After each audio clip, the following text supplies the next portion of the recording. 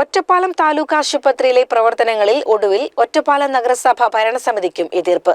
കിടത്തി ചികിത്സ കുറയുന്നതും ടോക്കൺ സംവിധാനം നടപ്പാക്കിയതുമായ വിഷയങ്ങളിലെ പ്രതിഷേധവുമായി ചെയർപേഴ്സൺ കെ ജാനകി ദേവിയുടെ നേതൃത്വത്തിൽ CPM കൗൺസിലർമാർ സൂപ്രണ്ടിനെ സമീപിച്ചു.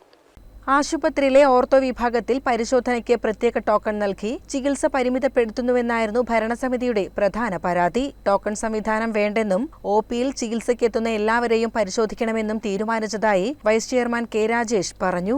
ആശുപത്രിയിൽ എത്തുന്നവരെ വേണ്ടത്ര സൗകര്യമുണ്ടായിട്ടും പതിവായി ജില്ലാ ആശുപത്രിയിലേക്കും മെഡിക്കൽ കോളേജിലേക്കും മാറ്റാൻ നിർദ്ദേശിക്കുന്നുവെന്നായിരുന്നു മറ്റൊരു പരാതി.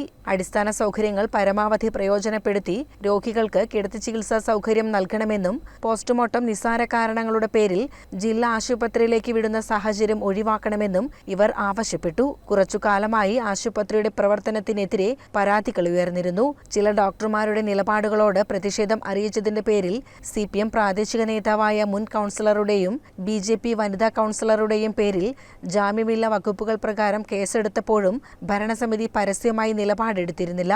മാസങ്ങൾ പിന്നിട്ട ശേഷമാണ് ചെയർപേഴ്സൺ, വൈസ് ചെയർമാൻ എന്നിവരുടെ നേതൃത്വത്തിൽ പ്രശ്നപരിഹാരത്തിന് ശ്രമം തുടങ്ങിയത്. CCN ഒറ്റപ്പാലം.